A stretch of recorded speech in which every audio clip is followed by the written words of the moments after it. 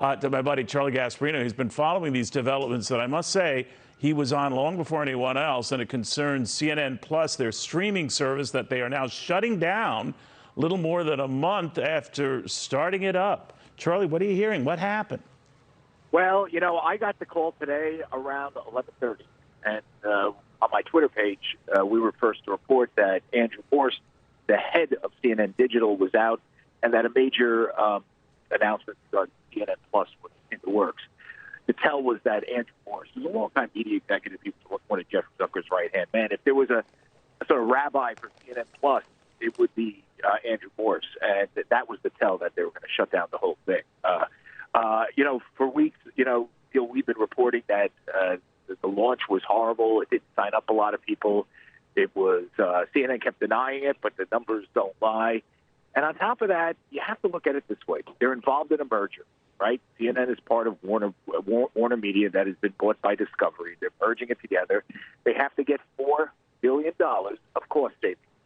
Probably the lowest hanging fruit in that whole, in that mess that David Zaslav, the head of Discovery, has to put together and squeeze savings out is CNN Plus, because it's new, it's not really integrated. To be quite frank, it's not very good. And I'm not saying this as a partisan of Fox. I can tell you that people at CNN tell me that every day. They knew it wasn't very good. That's how I got some of the initial reporting, because of my sources, my friends that I know a lot of people at CNN that said the same thing. So this was kind of an easy decision to do, particularly if you need to cut $4 billion. I think on top of that, what's going on, is a sort of change in direction for CNN, though, as well. And I think this is going to be more interesting going forward. It's obviously I don't think they could do this overnight, but I think they've come to the conclusion, meaning the new corporate masters at Discovery, which John Malone, who, as you know, the cable pioneer, cable cowboy, they call him, but he's a famous libertarian. He's certainly not a liberal. He wants to move the direction of the network much more centrist, much more to the old CNN news breaking ways. Okay, there's going to be some criticism of that it's ideological, John Malone is concerned, but I'm just telling you this, and I think people have to sit back, and journalism has to digest this a little bit. If you look at the polling for the stuff that CNN generally put on, the woke policies, critical race theory, the sort of getting behind the progressive wing of the Democratic Party, like they did, particularly under Zucker, it doesn't poll well. There is already a network out there that does it on the cheap, which is called MSNBC. There's probably not room for two networks doing it on the same. And CNN has a lot more overhead than MSNBC. And yes, they make money now, but with cord cutting and all that, there's going to be some changes there. And they're going to move to the center. They need a niche that is different than what they've been doing, because what they've been doing, if you just look at polls, you look at Joe Biden's poll numbers, it doesn't sell well. And but what if it's bigger than that, though, Charlie? I was thinking, and not trying to conflate stories, but Netflix and its problem losing subscribers. Now, Elon Musk was quick to point out that part of that problem is because Netflix, with some of their offerings, have gone too woke. We could debate that for a while. But others, even in the case of Spotify, which is not renewing a deal that it had with Barack and Michelle Obama for a series of podcasts they were doing. Now, the original reports were that Barack Obama and Michelle were quitting that, but the contract was not renewed. And I'm wondering, all of these guys are beginning maybe to realize that growth is very tough to continue in this environment where consumers might be retrenching.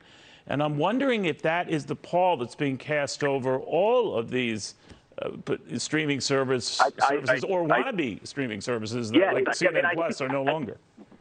I think that is an issue. I mean, no doubt. By the way, they had no problem standing behind Joe Rogan on Spotify and paying him all the money they paid him because he brings in people. Very good point. He brings, but I think you make a broader point about streaming. It's not, first off, as you remember the beginning of the internet era, everybody thought it was going to save journalism, right? Everybody's going to pour it online.